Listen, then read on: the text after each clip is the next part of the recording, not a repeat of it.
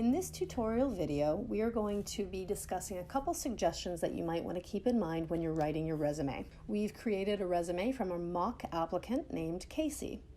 Casey applied to a client relations manager position at Whole U.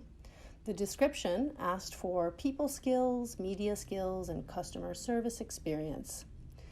As a disclaimer, let's start by clarifying that these suggestions are my opinions, so take it or leave it according to what feels right for you. There really are no right answers on one level. Ultimately, you just need to incorporate whatever feels right and leave whatever does not. So let's start off with a high-level view and then get into the nitty-gritty details.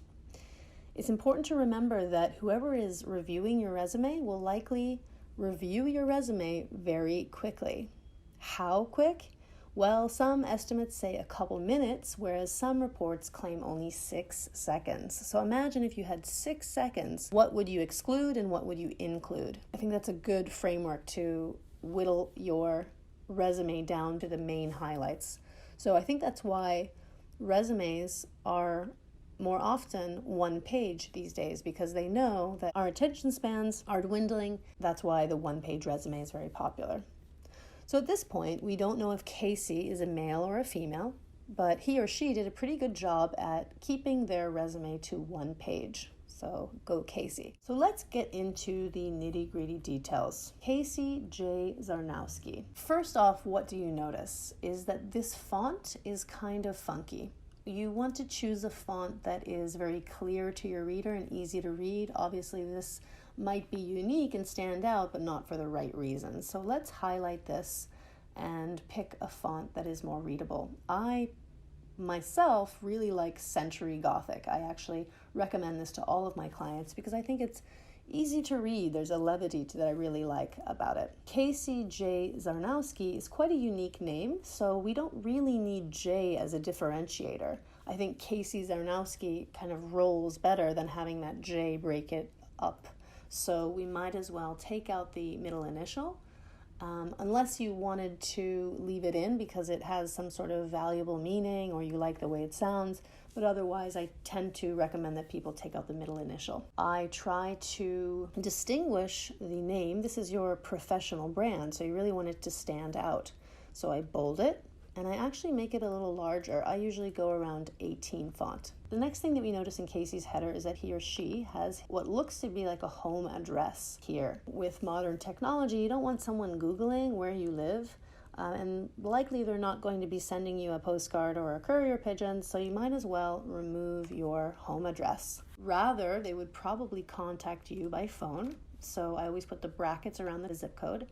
And then we see that this hotrod420@gmail.com might not sound very professional. You might want to create, if you don't have one already, create a more professional looking email address. So rather than hotrod, you could say zarnowski@gmail.com if that's available.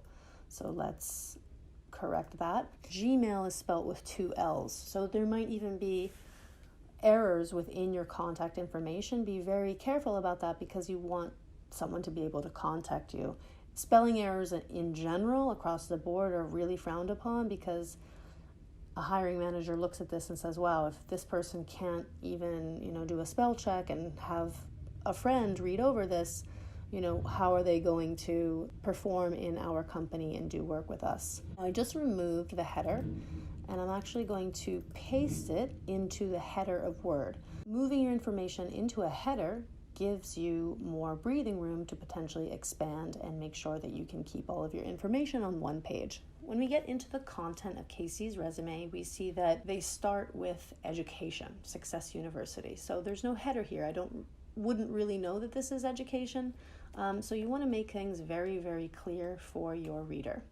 So I would usually bold that as a heading and put Success University. I would align these. I usually align these dates all the way to the right and just justify them. So let's do this all in one go.